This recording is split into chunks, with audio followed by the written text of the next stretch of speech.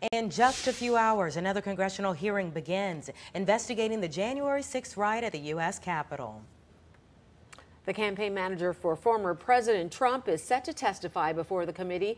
And joining us now is Professor Stephen Caliendo from North Central College. Good morning. Thanks for coming back and talking to us this morning. We want to know right off the bat, how is this one going to be different? What can we expect from today's testimony?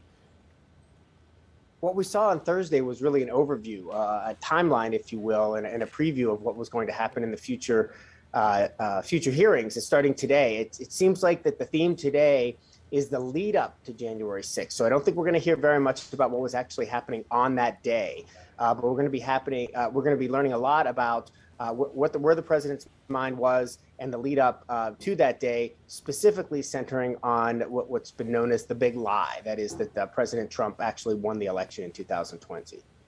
Yeah, a lot of people have said, we've heard this all before. Where is the smoking gun? What's going to be new? Members of the House subcommittee, though, say they have enough evidence to consider a criminal indictment against former President Donald Trump. Is this testimony from his campaign manager going to add to that? I'm not sure exactly what they're going to need with respect to convincing the Justice Department to move forward with a criminal indictment. Of course, this committee doesn't have that power. All that they can do is get things on the record, provide enough evidence so that the Justice Department can make a decision about an indictment. And I don't know if we're going to hear from a lot of people today getting to the president's mindset. Not only on Election Day, but I think leading up to Election Day. It's one of the things I'm most looking forward to seeing if they trace back.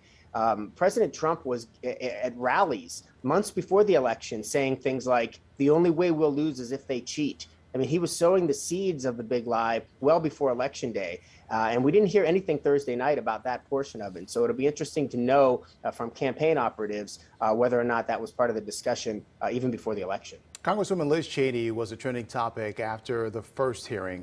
But Illinois Congressman Adam Kinzinger, he's the other Republican on the panel. Do you anticipate him having a larger role in the hearing today or the future ones? I'm not sure how they're going to work it. I mean, what we saw Thursday was really just the chairperson and the vice chairperson, Lynn Cheney, of course, being the vice chairperson. And she had the disproportionate amount of time. Largely, that's because she's a Republican. And I think part of what the committee's trying to do is let Americans know that you can be a Republican and not stand with President Trump. A lot of the clips that we heard on Thursday night from family members, et cetera, were about people who were closest to President Trump saying this is a line. And after that line, I couldn't support him any longer. I couldn't go along with it any longer. So I don't know if the other members of the committee at all are going to speak much. But if they are, you can expect to hear from Adam Kinzinger for sure.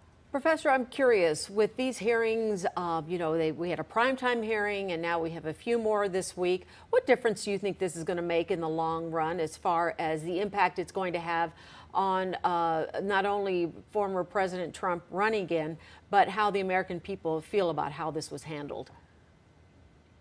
There's no question that a lot of what's happening here is about public opinion and about convincing the public that something not only very important, but very unique happened. Not just on January 6th, but in the time between the presidential elections in November of 2020 and January 6th.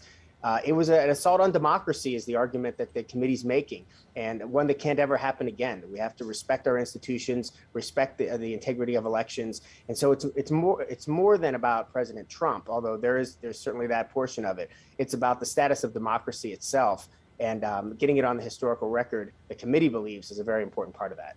Thank you so much, Dr. Caliendo. We appreciate you adding some perspective to what we're watching and so many people will be seeing over the next few days. Great to see you. Always.